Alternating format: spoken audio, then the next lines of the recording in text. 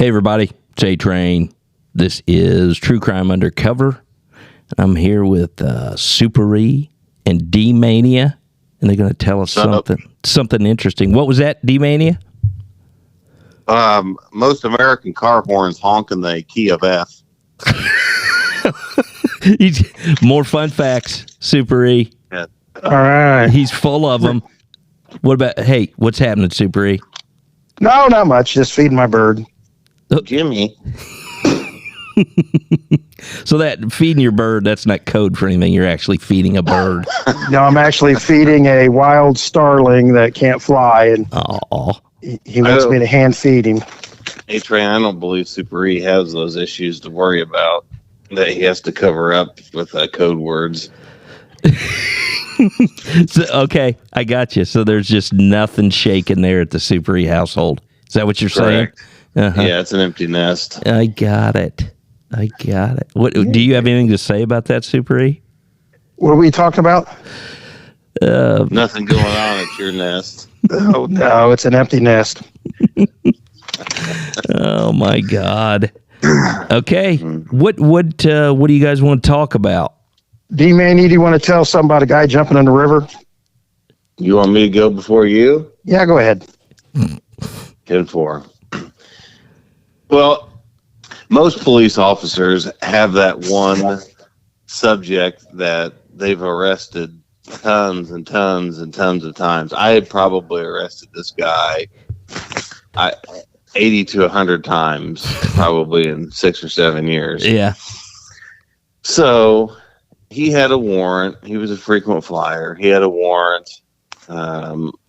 And we had been looking for him. This was in November. It was extremely cold out. And where I was working at was near the Wabash River. And there was a big overpass bridge that went over the Wabash River. So anyway, I'm on patrol, using my due diligence and being highly vigilant. Of course. I see the subject. That means he just woke up.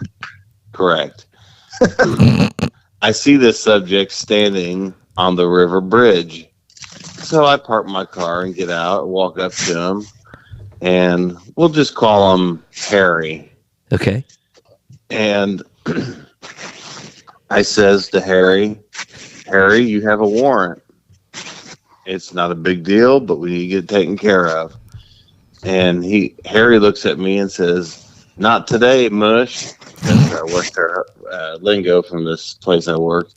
He jumps off of the overpass bridge in November into the middle of the Wabash River, and he's bobbing up and down the river like a river rat, and we're hollering, "Harry, you need to come in. You're going to die of hypothermia."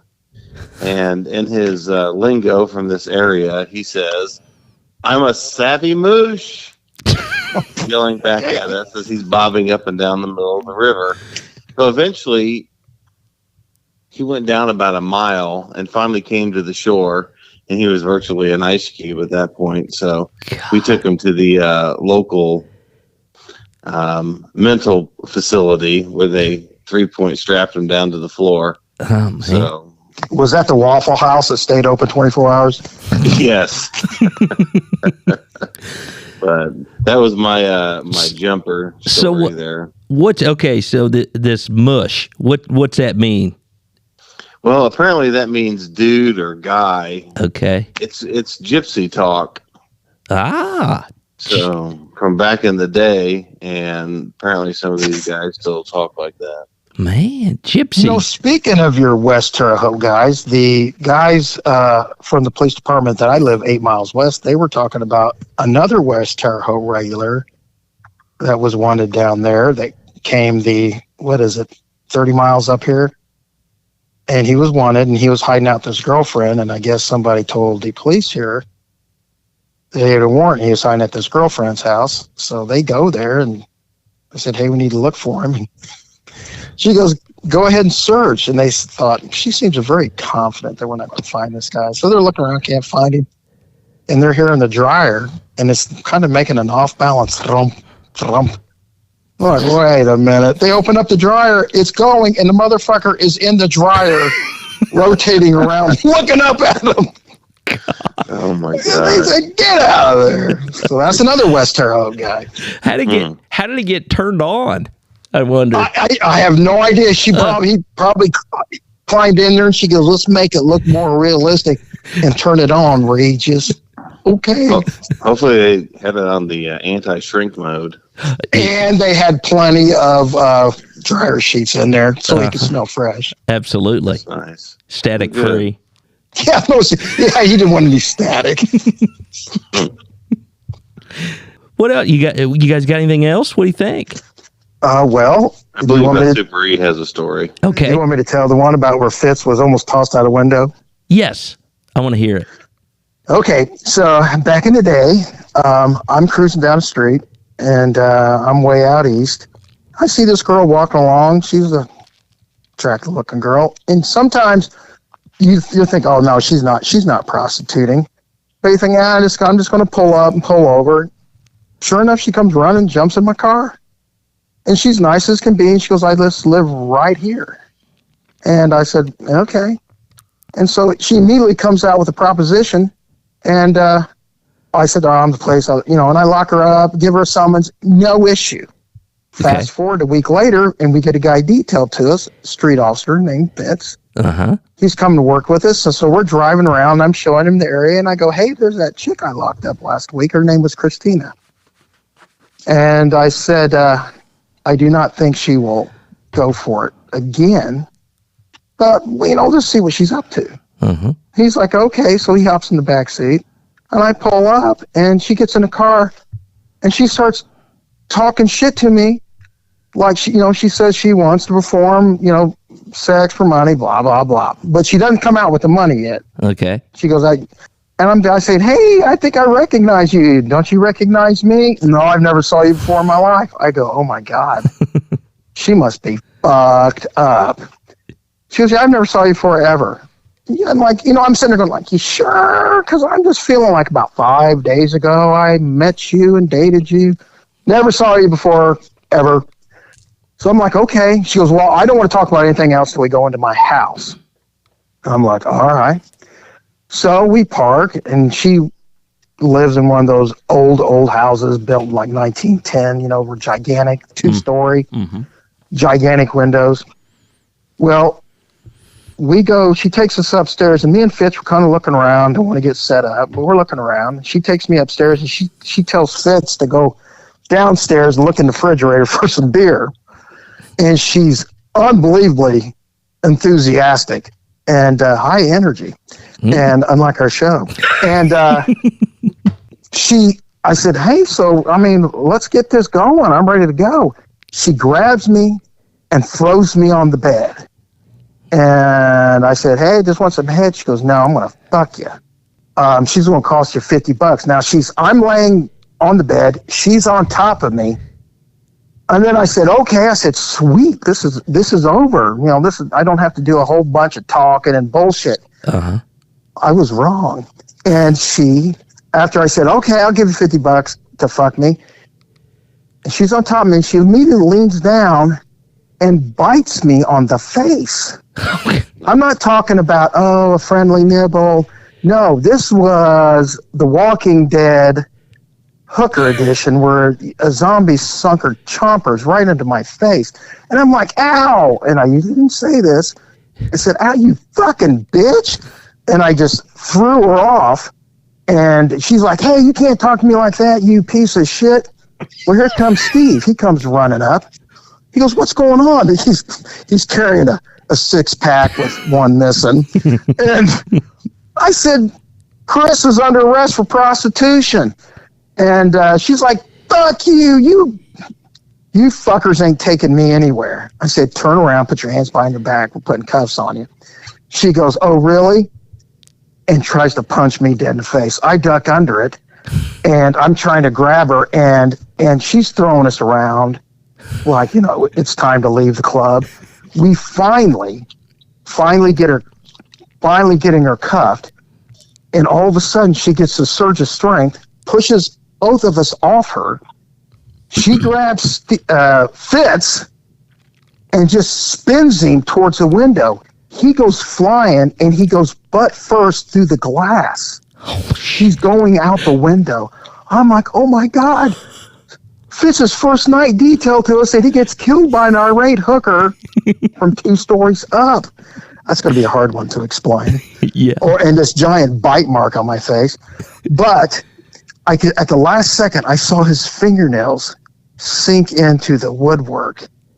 And he slowly pulled himself back up. Hell, even the lunatic hooker was watching going, oh my God, this is unbelievable. He's not falling through. He's pulling himself up.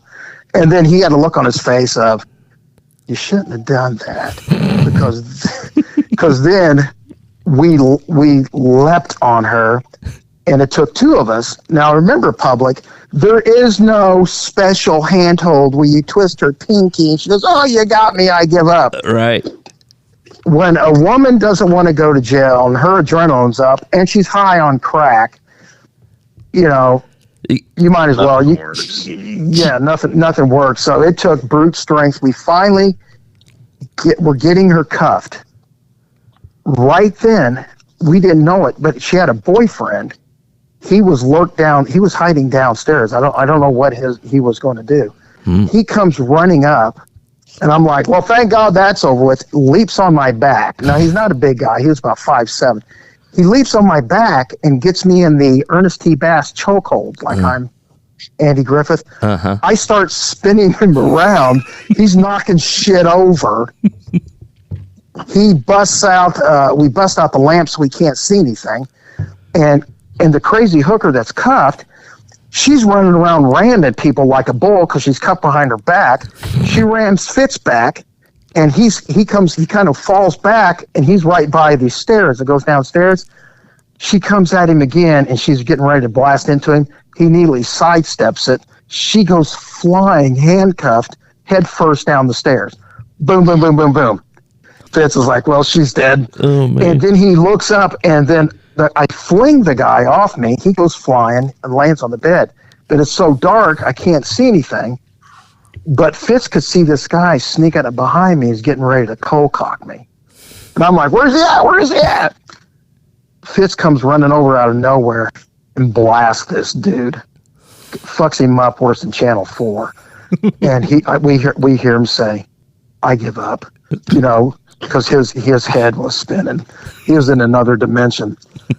And I go, Fitz, where's the girl? He goes, last time I saw her, she did a swan dive from the top step down to the kitchen.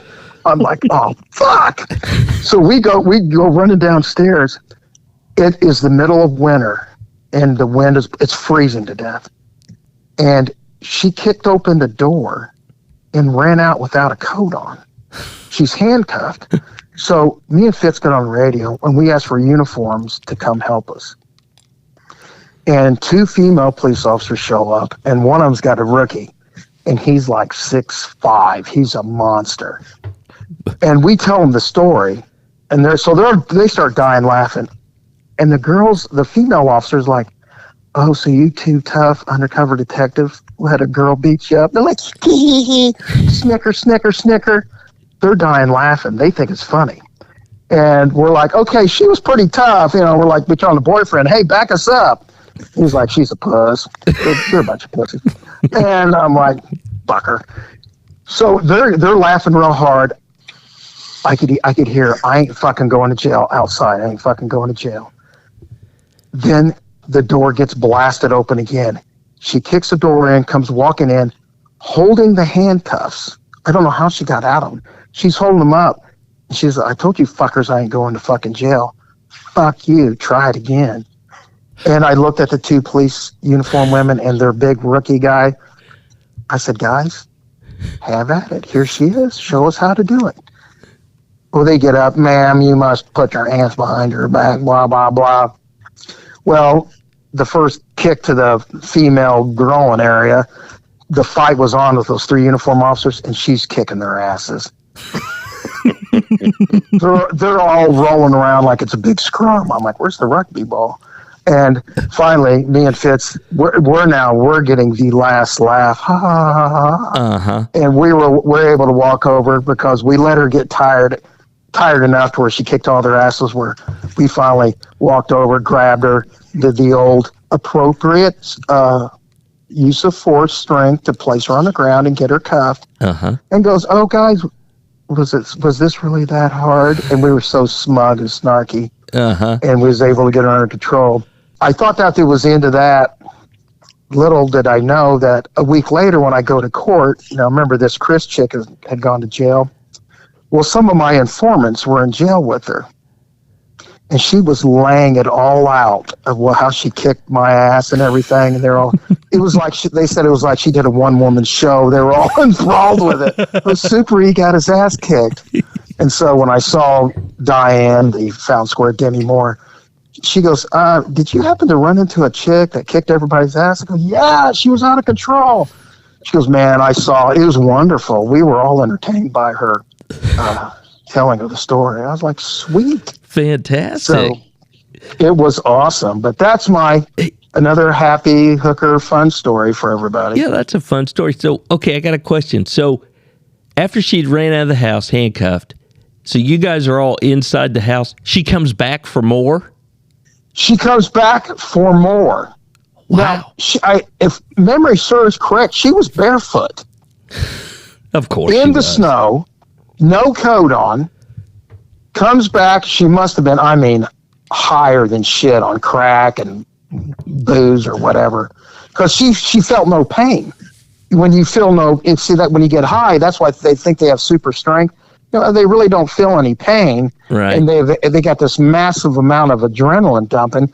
So, we were just like, pillowcases with feathers for her to throw around the room. Hey, D-Maney, what do you think of that story? I think it's insane. He's absolutely right about these people drunk or high on drugs that you absolutely can't hurt. I know. So, yeah, I had a similar situation like that when I was a deputy responding to a domestic disturbance with an out-of-control woman. So I know what he's talking about. Yeah, I do too. Women fight to win. Men fight to look good. Women fight to survive, right? Which makes them more dangerous. That was like an action movie scene. You got Fitz almost falling out of a window. Yes, it definitely would have killed him. Thank God it didn't. Man, it would have been a lot of paperwork too. Yeah. Oh, it would have. And then she's jumping downstairs, handcuffed. No. She's not jumping. She's flying through the air down the stairs. God. With no injuries. Right. I play a game of badminton now, and I'm in traction. Well, you maybe need to start smoking some crack. I know, and drinking a bunch of Thunderbird. Yeah. Okay, that was a good one. Energy was up on that one, wasn't it, guys? Yeah, way up.